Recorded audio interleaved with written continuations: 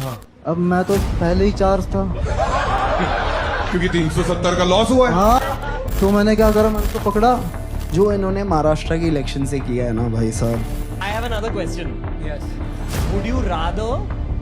Limited parts उसने बोला है तो तुम्हें उतना ही काट सकते हो। मतलब पूरा ही बॉडी का होता है ऐसे। वो कहती क्या क्या खिलाओगे, मैं तो पता क्या खाएगी। तो हमने चिकन बिरयानी खाई।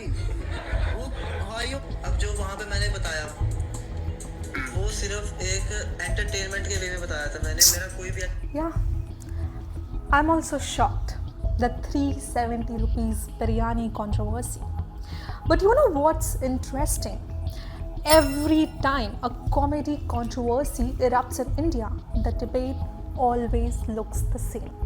Some people say it was just a joke. Others ask, but at what cost? And somewhere between those two arguments lies a question that all of us as an audience must answer. And with that, welcome to episode 5 of Editors Speak, where I bring you my interpretation of some of the most interesting articles written by our editor-in-chief, Amit Upadhyay. He says respect for women is not negotiable. In the same way, respect for men is not negotiable. Respect for human dignity is not negotiable. These are not conservative values. These are civilized values.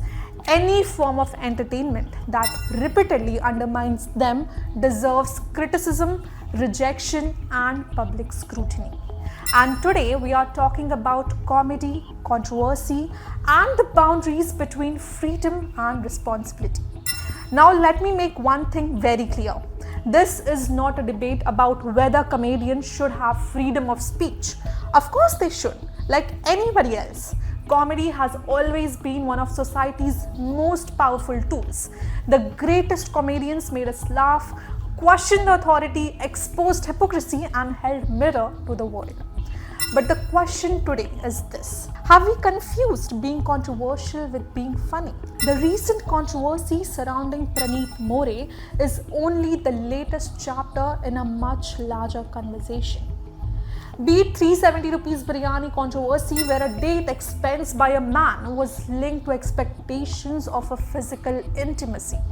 The backlash over an MBBS student making remarks about the size of male private parts.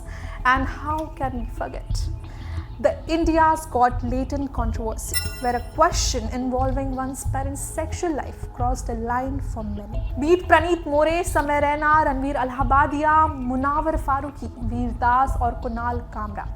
Mind me, these are just a few names. Many others have repeatedly brought the same debate back into public conversation, and many of them just go unnoticed. The names may change, the platforms may change, but the question remains exactly the same. Are we laughing because something they said is truly intelligent and funny? Or are we rewarding people simply because they had the courage to say the most offensive thing in the room? Today, outrage has become a business model. The more the shocking clip, the more it gets shared. The more it gets shared, the more views it gets. And the more views it gets, the more money it makes. But in this race for attention, by saying something so stupid and so outrageous, for what? Just to look cool? Are we slowly lowering the standards of what we consider acceptable, even in stand-up comedy? And that is where our role as an audience becomes very important. A comedian has the freedom to speak, but the audience also have the freedom to choose what they celebrate, what they laugh at, and what they reject. Like every ticket purchased, every view generated, and every subscription renewed sends a message. In the same way, every ticket refused, every channel unfollowed, and every show ignored sends an even stronger message. Because culture is not built only by the artist, it is built by the audience that chooses which artist to reward. India has always celebrated humor. We can laugh without losing our values. We can enjoy comedy without celebrating humiliation. And we can support artists without surrendering our conscience. So perhaps the lesson from this entire controversy is very simple.